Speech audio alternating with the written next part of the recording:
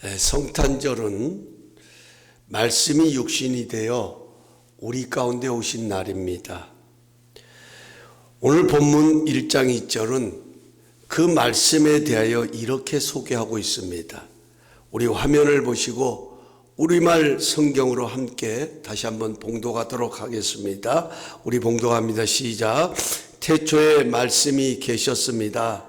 그 말씀은 하나님과 함께 계셨고 그 말씀은 하나님이셨습니다. 아멘. 여기 태초는 창세기 1장 1절에 나오는 태초와 다릅니다.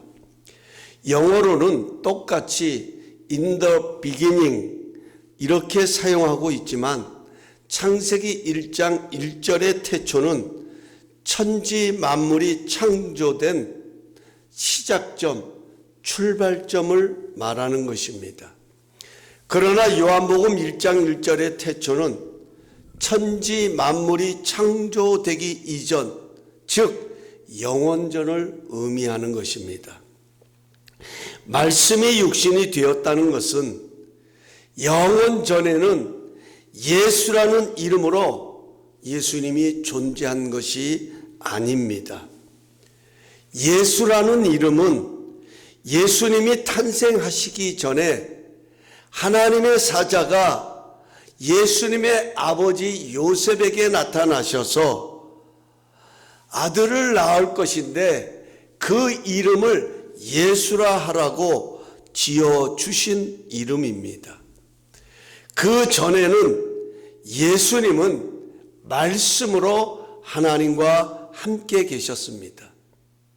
여기 함께 계셨다라는 말은 하나님과 함께 마주하고 있었다, 대면하고 있었다, 이런 뜻이기도 합니다. 그래서 사도 요한은 말씀으로 하나님과 함께 계셨으니 이 말씀은 곧 하나님이시다, 이렇게 말씀과 하나님을 동일시하고 있는 것을 보게 됩니다. 여기서 우리는 잠시 삼위일체에 대하여 생각해 볼 수 있습니다.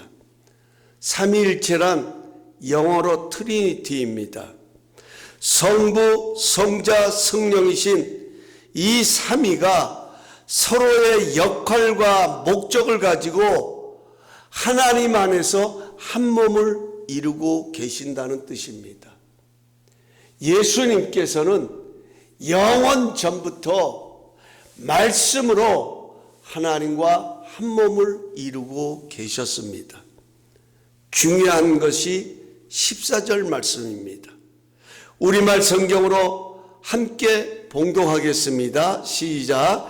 그 말씀이 육신이 되어 우리 가운데 계셨기에 우리는 그분의 영광을 보았습니다. 그것은 은혜와 진리가 충만한 아버지의 독생자의 영광이었습니다.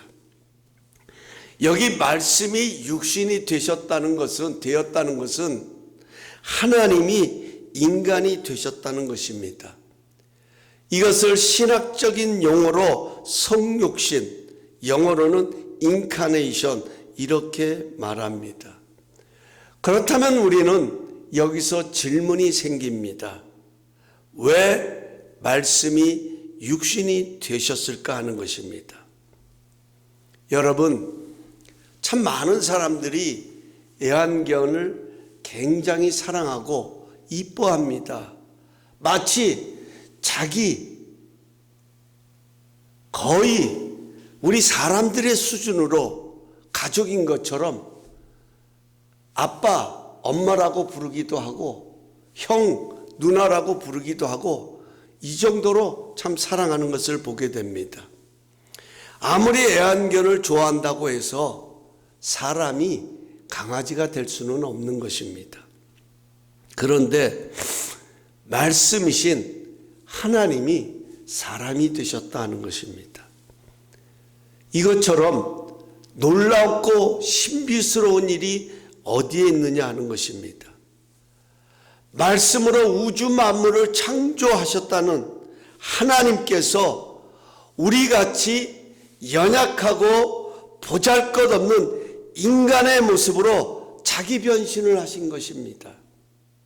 이것이야말로 신비 중에 신비일 것입니다. 그렇다면 왜 그렇게 하셨을까요? 왜 말씀이 육신이 되셨을까 하는 것입니다. 첫 번째로 오늘 성경은 하나님을 보여주시려고 말씀이 육신이 되셨다 이렇게 말씀하고 있습니다. 1장 18절은 이렇게 설명하고 있습니다. 본래 하나님을 본 사람이 없으되 아버지 품속에 있는 독생하신 하나님이 나타내셨느니라. 여기서 주목할 단어가 본 사람이 없으되 이 말과 나타내셨느니라는 이 단어입니다. NIV 성경은 이 표현을 이렇게 했습니다. has made him know. 그를 알리려고 라고 하는 이 표현을 사용하고 있습니다. 왜 말씀이 육신이 되셨냐면 그를 알리려고 그렇게 하셨다 하는 것입니다. 하나님은 영이시기 때문에 우리의 육신의 육안으로는 볼 수가 없습니다. 예수님께서 사람의 몸을 입으시고 오신 것은 육안으로 볼 수 없는 하나님을 육신의 눈으로 볼 수 있게 보여주시려고 말씀이 육신이 되어 오신 것입니다. 여기에는 아주 중요한 하나님의 중심이 담겨져 있는 것입니다. 여러분, 그 말씀이신 육신이 누구십니까? 하나밖에 없는 독생자라고 그랬잖아요. 오늘 본문에도 독생자의 영광이라는 단어가 나옵니다. 독생자입니다. 하나밖에 없는 독생자를 하나님께서는 이 세상에 보내실 만큼 여러분과 우리 인생들을 향한 강렬한 마음이 있었다 하는 것입니다. 그분의 중심 속에는 예수님은 그 마음을 보여주시려고 인간의 몸을 입고 이 세상에 오신 것입니다. 그 마음이 무엇일까요? 예수님은 도대체 하나님의 어떤 모습을 우리의 육신의 눈으로 볼 수 있게끔 보여주시려고 사람이 되셔서 이 세상에 오셨느냐 하는 것입니다. 그것은 바로 사랑입니다. 예수님의 성육신 가운데는 결코 포기할 수 없는 영혼들을 향한 하나님의 강렬한 사랑이 담겨 있습니다. 사랑할 만해서 사랑하는 것이 아닙니다.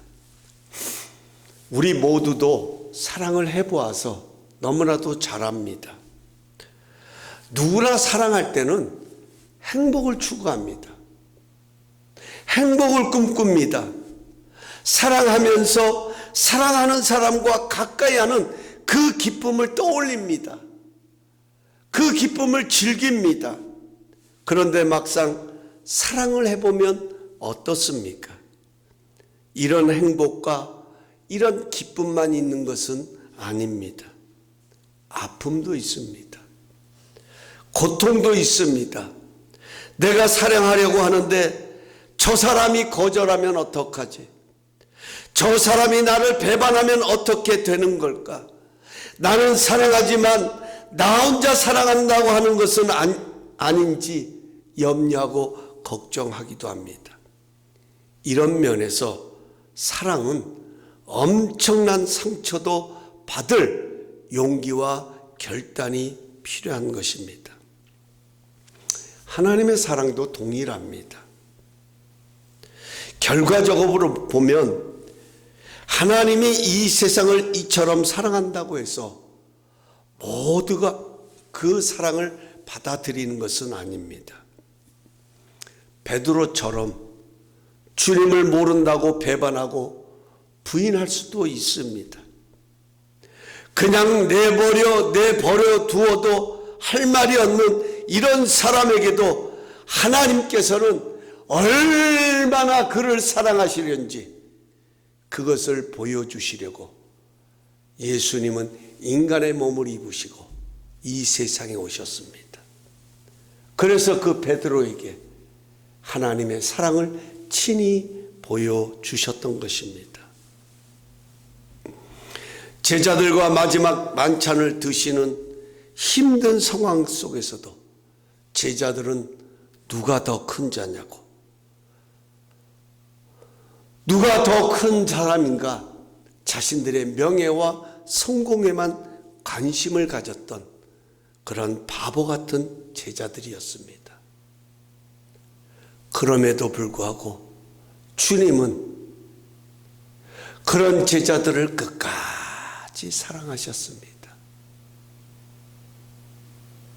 그런 제자들의 발을 한 사람 한 사람 다 씻겨주셨습니다.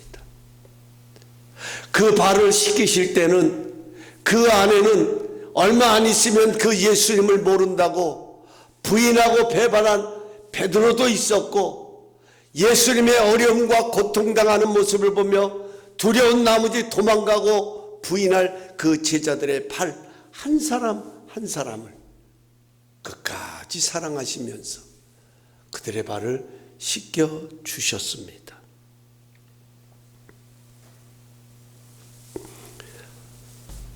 바로 이 사랑을 친히 보여주시기 위해서 말씀이 육신이 되어 이 세상에 오셨다, 성육신하셨다 하는 겁니다.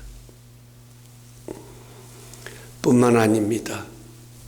외롭고 실패하고 병든 자들에게까지, 그런 어려운 자들을 가까이 하시고 그런 자들에게도 하나님이 얼마나 그들을 사랑하시는지 보여주시려고 친히 말씀이신 그분께서 우리와 같은 인간의 몸을 입으시고, 그것도 아주 작은 유다 베들레헴 냄새나는 마구간에 오신 것입니다. 인간의 모습으로. 그래서 그분은 존경을 받고 섬김을 받으러 오신 것이 아니라 오히려 헐벗고 굶주리고 외롭고 홀로 된 가난한 자, 과부들, 병든 자들, 이들을 가까이 하시면서 하나님이 얼마나 그들을 사랑하시는지 친히 보여주셨습니다. 말씀이 육신이 되었다는 인카네이션은 하나님의 사랑의 모험이기도 하고 하나님의 엄청난 결단과 용기인 것입니다. 하나님은 인간을 사랑하시기에 더 가까이 있기를 원하셨습니다. 연약한 인생들에게는 하나님의 사랑이 더욱 절실하기에 그 사랑을 보여주시려고 인카네이션, 말씀이 육신이 되신 것입니다. 사랑하는 성도 여러분, 말씀이 육신이 되신 예수님은 독생자의 영광으로 오셨습니다. 그 영광을 사도 요한이 가만히 바라보니까 그 안에는, 그분 안에는 은혜와 진리가 충만했다, 이렇게 말하고 있습니다. 여러분, 은혜와 진리가 충만했다. 이게 하나님의 사랑이에요. 하나님은 세상을 심판하기보다는 세상을 구원하시기 위해서 하나밖에 없는 독생자를 이 세상에 보내주셨습니다. 이게 성탄절입니다. 그러기에 은혜인 것입니다. 지금도 우리가 연약하고 부족해도 그분은 변함없이 우리를 사랑하십니다. 이게 바로 진리입니다. 진리는 변하지 않는 거예요. 변하지 않는 게 진리입니다. 상황에 따라 변질되고 바뀌는 것은 진리가 될 수 없습니다. 예수님은 진리십니다. 우리가 어떤 상황 가운데 있든지 변함없이 우리를 사랑하시는 그 사랑을 보여주시기 위하여서 우리 가운데 오셨습니다.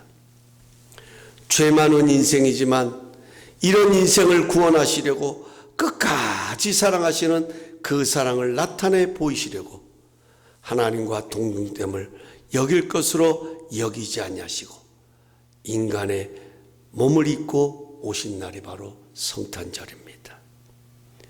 그러므로 성탄절은 이 하나님의 사랑을 깊이 묵상하며 그 사랑을 향하여 믿음으로 반응하는 날입니다. 말씀이 육신이 되신 것은 나를 사랑하시는 하나님의 사랑을 보여주시려고, 비록 지금의 상황이 외롭고 고독하고 연약하고 보잘것없지만 이런 나까지도 얼마나 사랑하시는지를 나타내 보여주시려고 예수님은 유다의 작은 마을, 그것도 냄새나는 마구간에 인간의 몸을 입으시고 오셨습니다. 오늘 우리는 이 하나님의 사랑을 다시금 경배할 수 있는 이런 성탄절이 될 수 있기를 원합니다. 어렵지만, 힘들지만, 세상은 혼란스럽지만, 여러 가지로 참 복잡한 세상이지만 그런 가운데서도 성탄의 진정한 의미를 되새기면서 그 하나님의 사랑을 보여주시려고, 이런 가운데서도 변함없이 우리를 사랑하시는 그 사랑하심을 보여주시려고 인간의 몸을 입으시고 이 땅에 오신 그 예수님의 성탄을 축하하고 감사하며 다시금 그 하나님의 사랑을 붙들 수 있는, 그 사랑 앞에 머물 수 있는, 그 사랑 앞에 믿음으로 반응하는 그런 성탄절이 될 수 있기를 원합니다.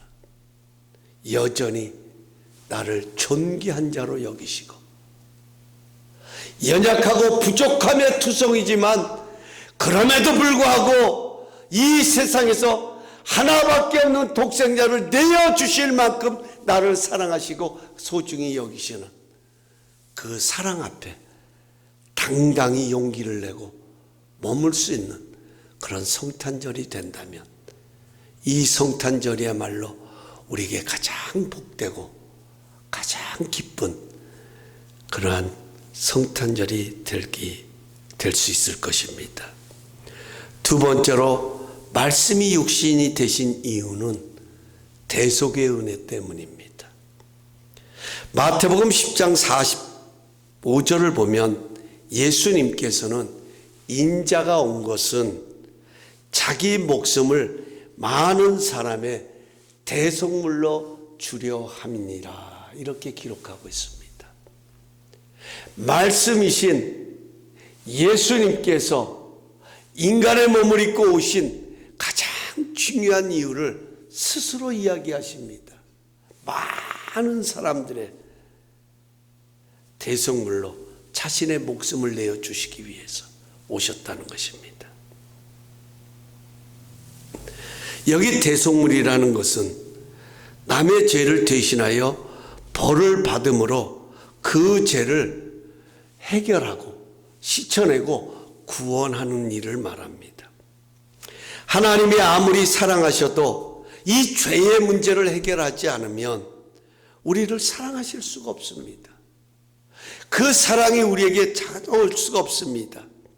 이사야서의 예언대로 죄는 하나님과 우리 사이에 구덩이를 만들었습니다. 그래서 건너갈 수도 없고 건너올 수도 없는 그런 모습입니다.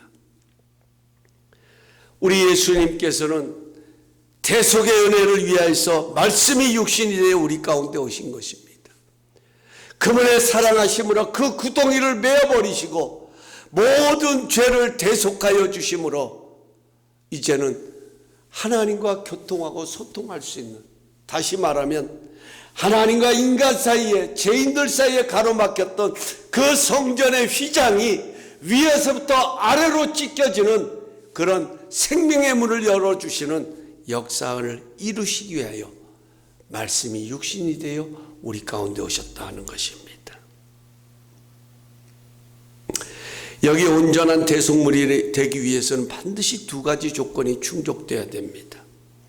하나는 죄를 사하는 권세가 있어야 됩니다. 죄를 사하는 권세는 하나님에게서 비롯되는 것입니다. 내가 죄를 짓고 내가 죄를 사면하는 것은 있을 수 없습니다. 용서할 권리는 하나님에게 있는 것입니다. 그래서 하나님이셔야 합니다. 하지만 피를 흘리는 것은 인간이어야 합니다. 하지만 죄가 없어야 합니다. 이 모든 것을 이루신 것이 바로 성육신 사건이다 하는 것입니다. 예수님은 많은 사람의 대속물이 되기 위해서 하나님의 아들이신 독생자의 영광으로 인간의 몸을 입으셨고 우리와 똑같은 인간의 모습으로 오셔서 죄 없으신 피를 흘리셨습니다. 그래서 성탄절은 우리의 죄를 대속하시기 위해 하나님이 하늘의 영광을 내려놓으시고 우리와 같은 낮은 자의 모습으로 이 세상에 오신 날입니다. 그분의 대속하심의 은혜가 있기에 우리는 당당하게 하나님의 사랑하심을 바라보는 것입니다.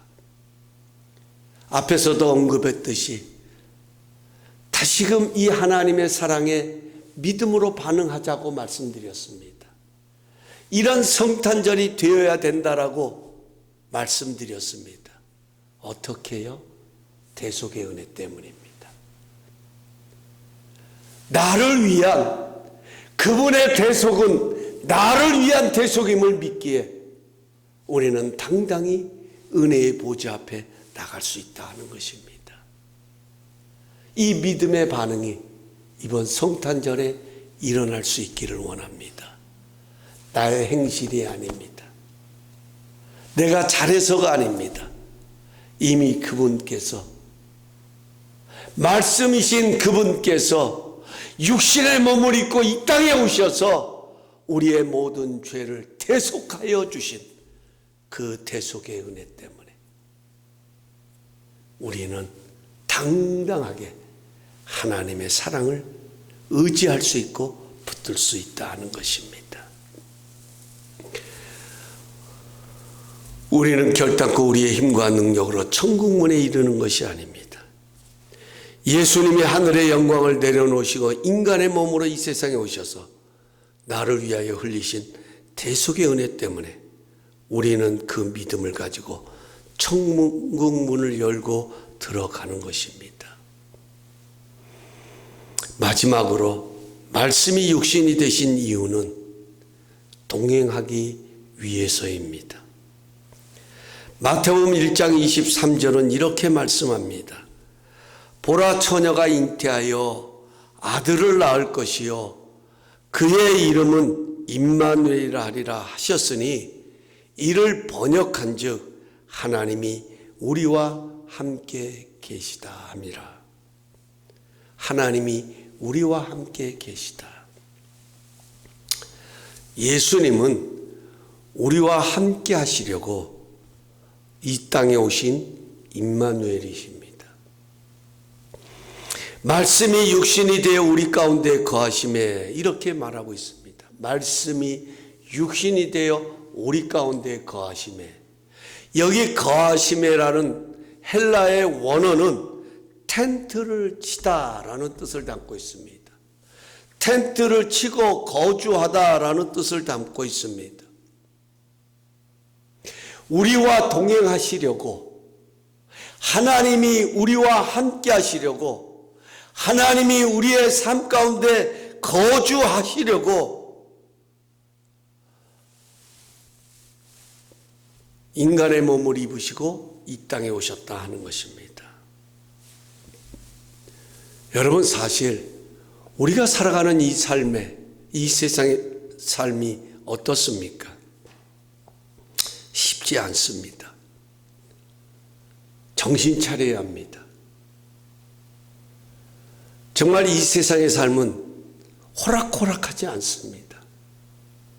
그래서 사람들이요, 어떻게든 이 세상의 삶을 보람되게 살아보겠다고 목표도 정하고 내가 어디를 향하여 가야 될지 방향도 정하고 매우 중요하게 여깁니다.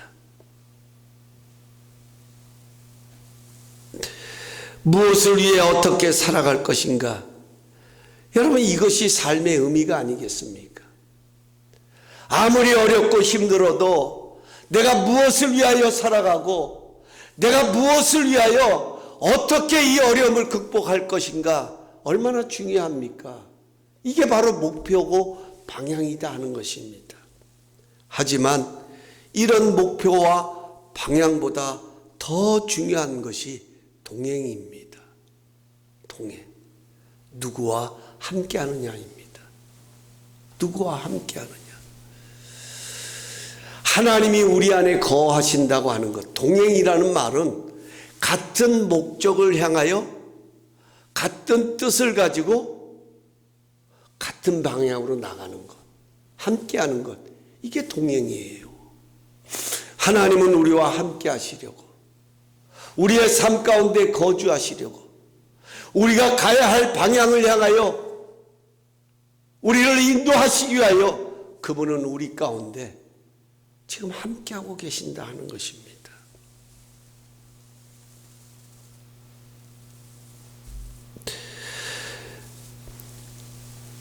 우리는 인생길을 홀로 걷는 것이 아닙니다.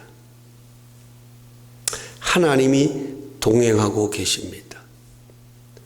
선한 목자로 그분은 우리 가운데 머물고 계신다 하는 것이죠. 인도하고 우리를 이끄시고 우리를 안내하시고 우리를 가르치시기 위해서 우리와 함께 하신다 하는 것입니다. 물론 우리 예수님은 이미 부활 승천하셨습니다. 하나님 보좌의 우편에 계십니다. 그러나 승천하시는 순간 보혜사 성령님을 우리 가운데 보내주셔서 세상 끝날까지 우리와 함께 하신다라고 말씀하십니다. 그가 너희를 진리 가운데로 인도하실 것이라고 말씀하셨습니다. 비록 사망의 음침한 골짜기를 다닐지라도 해를 두려워 아니할 것은 바로 이 골짜기에도 하나님이 동행하시기 때문입니다. 하나님이 함께하고 계시기 때문입니다. 어렵고 힘듭니다. 외롭습니다. 고독합니다. 그럼에도 불구하고 우리가 이 길을 걸을 수 있는 것은 이 외로운 이 현장 속에서도 하나님이 함께 동행하시면서 텐트를 치시고 함께 이곳에 거주하고 계신다는 것입니다.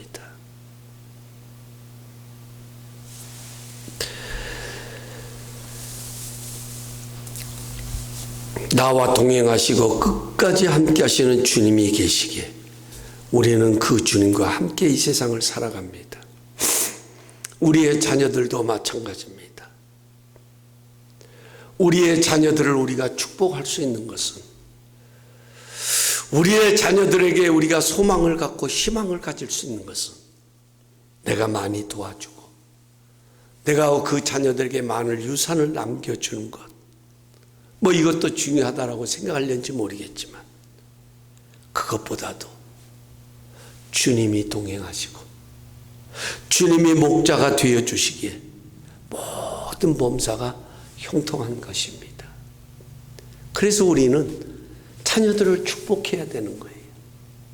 그런 은혜 가운데 머물 수 있도록 끊임없이 자녀들을 축복하는 겁니다. 날마다 순간마다 지존자의 은밀한 가운데 거하며 전능자의 그늘 아래 거하며 날마다 순간마다 하나님의 은혜의 날개 아래 거하는 그런 자녀들이 될 수 있도록 기도하고 그 함께 하시는 주님께 그의 생애를 의탁하는 것입니다. 그럴 때에 주 따라가는 길 험하고 멀어도 찬송을 부르며 갈 수 있다 하는 거죠. 사랑하는 성도 여러분, 다시 정리합니다. 왜 말씀이 육신이 되셨습니까? 하나님의 사랑을 보여주시려고. 나를 향한 하나님의 사랑이 얼마나 크고 놀라운지를 보여주시려고. 우리를 대속하여 주심으로 우리를 당당하게 그 하나님의 사랑에 묶어주시려고. 하나님의 사랑 가운데 머물도록 지금도 우리와 함께 거주하시며 동행하시는 임마누엘의 은혜를 주시려고 성육신 하셨다는 겁니다. 이 놀라운 은혜를 기억하는 성탄절이 되셔서 이 주님의 사랑 안에서 더욱 당당하게 승리의 인생을 살아가시는 저와 여러분이 될 수 있기를 간절히 축원합니다.